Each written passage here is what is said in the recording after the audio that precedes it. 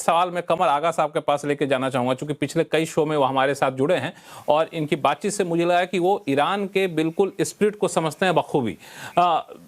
Supreme commander का पहला बयान, कमर आगा साहब आपने सुना, इस बयान को आप कैसे देख रहे हैं? ये हौसला बढ़ाने वाला बयान है या फिर आगे की रणनीति का खुलासा करने वाला बयान है या फिर अमेरिका को चेताने वाला बयान है कि अब भी समय है, आप चाहें तो रुक जाएं? थोड़ी थोड़ी तीनों चीज़ें हैं। बेसिक की उन्होंने जो स्टेटमेंट दिया है उसके मतलब ये है कि जो पुरानी पॉलिसी थी, जो उनके पिता की पॉलिसी थी, जो उसका कंटिन्यूएशन बात कर रहे हैं। उन्होंने ये कहा है कि भाई वो युद्ध जारी रहेगा, हम लड़ेंगे। अरबों को भी अपने नेबर्स से कहा है कि हमारे बड़े अच्छे रिश्ते हैं, लेकिन हम आपके यहाँ जो अमेरिकन बेसेस हैं उसको एक्सेप्ट नहीं करेंगे, हम उनको टारगेट करते रहेंगे। इकोनॉमिक वॉर भी है। एंड फिर उसके अलावा वो बार बार वही चीज़ें उन्हीं ने बेसिकली अगर पूरा देखा जाए तो उसको दोहराया है। IRGC यानी उनकी जो रिवोल्यूशनरी गार्ड कोर है उसकी सुप्रीमेसी अभी भी लगता है कि पूरी तरीके से बनी है इस वॉर के बीच में। हालांकि उनके जो प्रेसिडेंट हैं पेशिशगियान, वो कंसिलिएटरी स्टेटमेंट्स उनके आते रहते हैं, लेकिन बेसिक कंट्रोल जो है वो इस वक्त वहाँ पे सेना या IRGC रिवोल्यूशनरी गार्ड और सुप्रीम लीडर के पास है। दूसरी बात ये भी है कि इसमें एक चीज़ और बढ़ गई है, एक इकोनॉमिक कॉस्ट भी वो बढ़ा रहे हैं, लगातार देख रहे हैं। एक तरफ तो ये अटैक कर रहे हैं, दूसरी तरफ इन्हीं गल्फ ऑफ हॉर्मुज को बंद किया है। तीसरा ये कि इजराइल ने इनके बैंक्स पे अटैक किया है। अब उन्हीं ने कहा है कि दुबई और दूसरी जगहों पे अमेरिकन बैंक्स हैं या इजरायली बैंक हैं, कुछ जगहों पे आ गए हैं UAE में, उनको हम टारगेट करेंगे। अब वो सारे बैंक बंद होते जा रहे हैं, वहाँ से शिफ्ट होते चले जा रहे हैं। देखिए, मुझे लगता है कि ये रीजन काफ़ी समय के लिए इनस्टेबल हो गया है।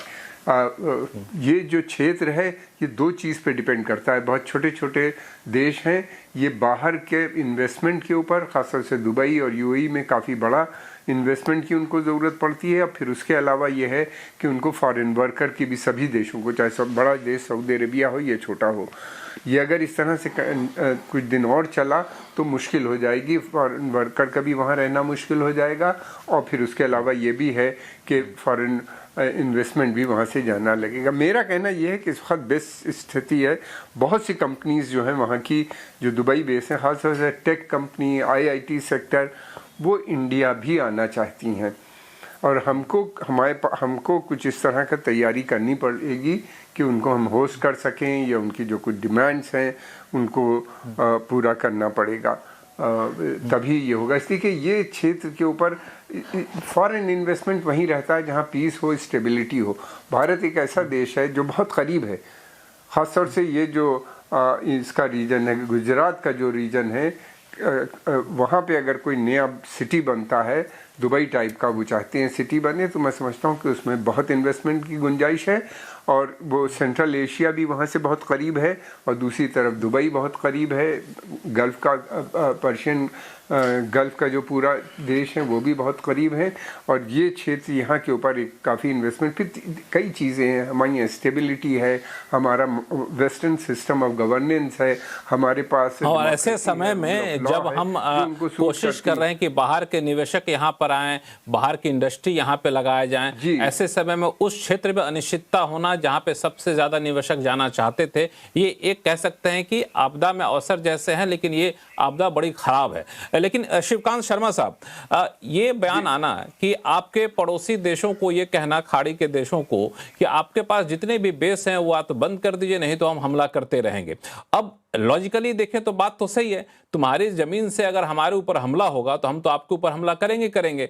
लेकिन इस डर से, इस बयान के बाद, क्या जो खाड़ी के देश जहां पे US के बेस हैं, वो लोग कोशिश करेंगे कि US के बेस को थोड़ी देर के लिए शांत कर रखा जाए? वरना हमको तो US किसको बचाएगा? इजराइल को बचाएगा कि इन खाड़ी के देशों को बचाएगा? देखिए, मांग तो ये है ना कि बंद कर दो, बंद तो नहीं करेंगे ना। और वो तो पहले से ही कह रहे हैं कि ये जो बेस हैं, इन बेसों का जो प्रयोग है वो हमलों के लिए हो नहीं रहा है, बचाव के लिए हो रहा है। लेकिन बयानों के शाब्दिक अर्थ पे न जाएं आप। ये ताल ठोकना जो है दोनों तरफ से, चाहे वो ट्रंप ठोक रहे हों, चाहे मुस्तफ़ा साहब ठोक रहे हों, ये मुझे लगता है कि एक तरह से वाग युद्ध है और ये बातचीत की तरफ जा रहा है, बातचीत की तैयारी हो रही है। अगर आप अपने अच्छा, बातचीत की दावे तैयारी हो पूरे रही है। जोर से निभाएंगे तो उसके बाद जब समझौता होगा, सहमति होगी, तो वो तो कुछ ले दे के होगी ना, तो बात उतर जाएगी। तो दोनों तरफ से अभी बड़े बड़े दावे ठोके जा रहे हैं कि साहब मैं तो ये कर दोगे तब तक नहीं मानूंगा, वो कह रहे हैं मैं ये कर दोगे तब तक, समर्पण नहीं कर दोगे तब तक मैं नहीं मानूंगा, बातचीत नहीं करूंगा। भाई अगर आपको बातचीत नहीं करनी, समर्पण चाहिए था, तो आप पुतिन से बात करने काहे गए थे? मतलब पुतिन तो खुद हमला कर बैठे हैं यूक्रेन के ऊपर।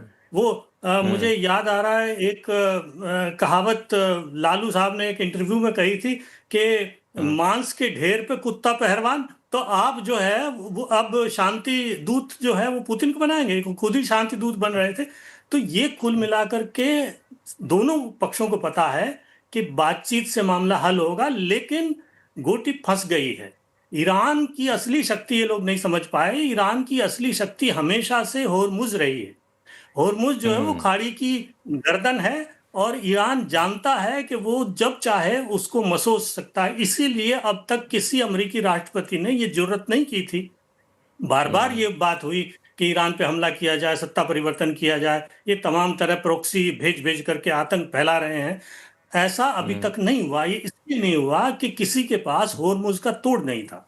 आपको अब अमेरिका में ये बात होती है कि आपको अगर हमला ही करना था तो आपको सबसे पहले होर्मुज पे कब्जा करके उसके बाद हमला करना चाहिए था। हालांकि ये भी अपने आप में खुशफहमी है, अगर होर्मुज पे कब्जा भी कर लेते तो खाड़ी की 500 किलोमीटर लंबी जो है वो लाइन है, उसमें से कहीं से भी ईरान हमला कर सकता है। तो ईरान ने कुल मिलाकर के सैनिक शक्ति की भी बात नहीं है।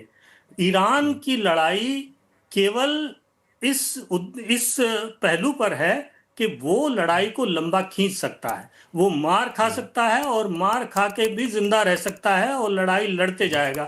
जबकि पश्चिम में मुझे लगता है ये गुंजाइश कम है। क्यों? क्योंकि आपके पास पैसा है, आपके पास खोने को बहुत कुछ है। एक तरफ पक्ष ऐसा है जिसके पास खोने को कुछ नहीं है, दूसरी तरफ एक पक्ष ऐसा है जिसके पास खोने को सब कुछ है। आपके सारे जो साथी चिल्ला रहे हैं उनकी इकोनॉमी ठप हो रही है, पूरी दुनिया की इकोनॉमी ठप हो रही है भाई। जो तेल है वो पूरी दुनिया की इकोनॉमी का पहिया है।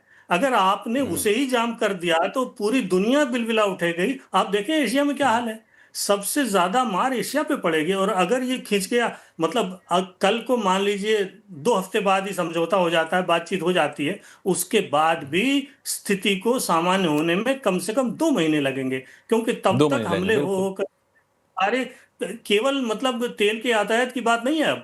अब जहां से तेल पैदा होता है, शोधित होता है, उसकी बात है। अब बात है प्लास्टिक, उसके इंफ्रास्ट्रक्चर को नुकसान आपने पहुंचा दिया, तो चारों तरफ फैल गया है। अब तो उर्वरक की भी समस्या खड़ी हो गई है। तो ये जो लड़ाई है, ये लड़ाई अर्थव्यवस्था के हर पहलू को नुकसान पहुंचाएगी और पूरी दुनिया के अर्थव्यवस्था के पहलू को नुकसान पहुंचाएगी। ये सब सोचे बगैर हमला कर दिया गया था। तो अब ठीक है, लड़ाई कभी न कभी तो खत्म होगी, लेकिन ये है कि नुकसान जो है वो बड़ा दूरगामी हो गया। और इसके बाद एक बार जो 1973 में हुआ था, उस तरह से मुझे लगता है विदेश नीति पूरी दुनिया की बदलने वाली है। इसके बाद सबको सोचना होगा कि क्या करें। भारत को सोचना होगा कि कब तक आप पूरी तरह खाड़ी के तेल पर निर्भर रहेंगे। आपको अपने वैकल्पिक ऊर्जा स्रोतों का विकास करना चाहिए था, और जैसे चीन ने किया, लगभग आधी ऊर्जा आपूर्ति अपनी वो जो है वो स्वच्छ ऊर्जा संसाधनों से कर रहा है। तो ये भारत को उससे ज्यादा जरूरत थी। बिल्कुल, आपने इंटरेस्टिंग पॉइंट कहा कि अब यहां से युद्ध रुकना तो है, आज न कल युद्ध रुकेगा, लेकिन इस पूरे क्षेत्र के लिए जो दुनिया भर की फॉरेन पॉलिसी थी, विदेश नीति थी, उसको रीडिजाइन करना पड़ेगा।